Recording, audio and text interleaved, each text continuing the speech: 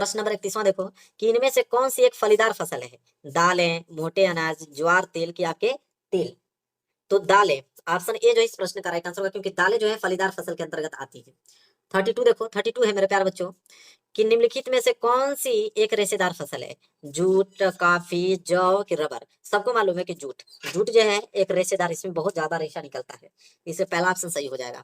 33 की अगर हम बात करें तो इनमें से कौन सी रोपण की फसल है? गेहूं आपका, कि चना, की गन्ना, की आपके मूंगफली?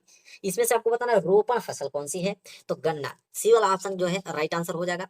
34 देखिए, झरिया प्रसिद्ध है, झरिया किसके लिए प्रसिद्ध है? लौह अयस्क के लिए, कि कोयला के लिए, कि तांबा के लिए, कि आपके बॉक्साइट के लिए?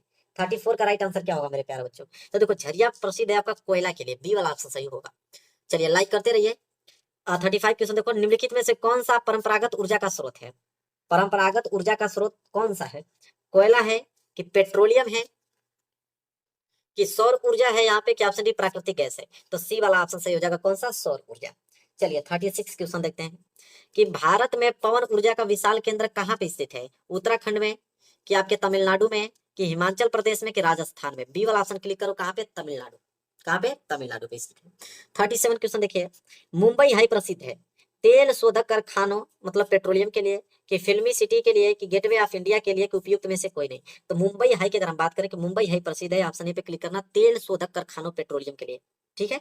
चलिए 38 प्रश्न देखिए, 38 प्रश्न है कि निम्नलिखित में से कौन सा ऊर्जा का गैर परंपरागत स्रोत है? ऊर्जा का, सौर ऊर्जा की, आपका कोयला की, पवन ऊर्जा की, यहाँ पे आपके ज्वारीय ऊर्जा? मेरे प्यार बच्चों बी वाला ऑप्शन कोयला राइट आंसर होगा। आगे देख लेते हैं 39, एंथ्रेसाइट का संबंध किस खनिज से है? तांबा हुआ, बॉक्साइट से, कि सोना से, कि कोयला से? ऑप्शन डी कोयला। इतने सिंपल सिंपल क्वेश्चन से एक भी क्वेश्चन बचेगा नहीं, इतना बता दे रहा हूँ। इसके देखने के बाद इस वीडियो को, कोई भी वीडियो आपको देखने की जरूरत है ही नहीं। चलिए 40वां प्रश्न देखिए क्या है। कोरबा प्रसिद्ध है प्राकृतिक गैस के लिए, कोयला के लिए, सौर ऊर्जा के लिए, बॉक्साइट के लिए? तो कोरबा कोयला के लिए प्रसिद्ध है, बी वाला ऑप्शन जो है सही आंसर हो जाएगा। चलिए 41 प्रश्न देखते हैं। चलिए 41 प्रश्न देखिए मेरे प्यारे बच्चों की, श्रीलंका में निम्नलिखित में से कौन सा बहुसंख्यक वर्ग है?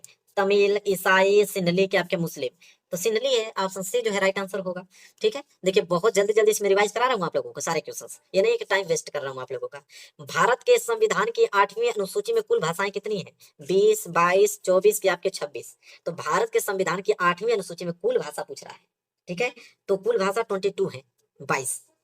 43वां प्रश्न देखिए, 43वां प्रश्न है कि भारत में पंचायती राज की स्थापना कब हुआ था? 1980 में, 1990 में, कि आपके 1992 में, कि 2004 में? तो सी वाला ऑप्शन सही होगा, 1992 में भारत में पंचायती राज की स्थापना हुआ था।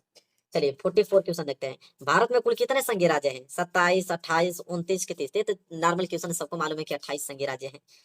चलिए 45 क्वेश्चन देखिए कि भारत में केंद्र शासित राज्यों की संख्या कितनी है? देखिए ये भी सिंपल प्रश्न है, 9 है, कि आपके यहाँ पे 7 है, कि 10 है, कि यहाँ पे 8 है? तो केंद्र शासित प्रदेश कितने हैं मेरे प्यारे बच्चों इस समय? तो इस समय केंद्र शासित प्रदेश 8। ठीक है। डी वाला ऑप्शन जो है राइट आंसर हो जाएगा।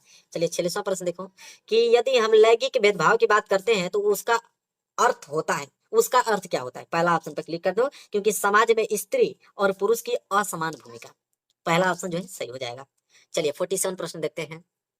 देखो 47 प्रश्न मेरे प्यारे बच्चों यह है कि भारतीय राष्ट्रीय कांग्रेस की स्थापना किस वर्ष में हुआ था? 1885 में, 1920 में, 1945 में, 1880 में? भारतीय राष्ट्रीय कांग्रेस की स्थापना, तो मेरे प्यारे बच्चों इसका राइट आंसर हो जाएगा ऑप्शन है 1885 ईस्वी में हुआ था। चलो 48वां प्रश्न देखो कि भारत में मताधिकार की आयु क्या है? मतलब कि भारत में कितने वर्ष के रहेंगे तो आप वोट दे सकते हो, मत दे सकते हो? 21 वर्ष, 20 वर्ष, 25 वर्ष, के 18 वर्ष? सिंपल, सबको मालूम है, बच्चा बच्चा को मालूम है कि 18 वर्ष। ठीक है।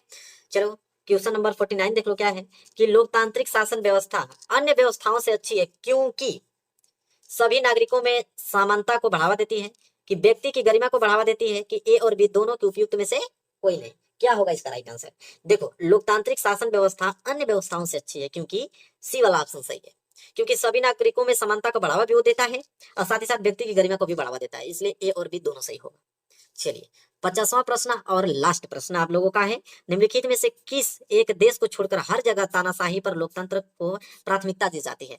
भारत, पाकिस्तान, नेपाल, के आपके श्रीलंका? तो मेरे प्यारे बच्चों कौन सा है? सबको मालूम है पाकिस्तान है।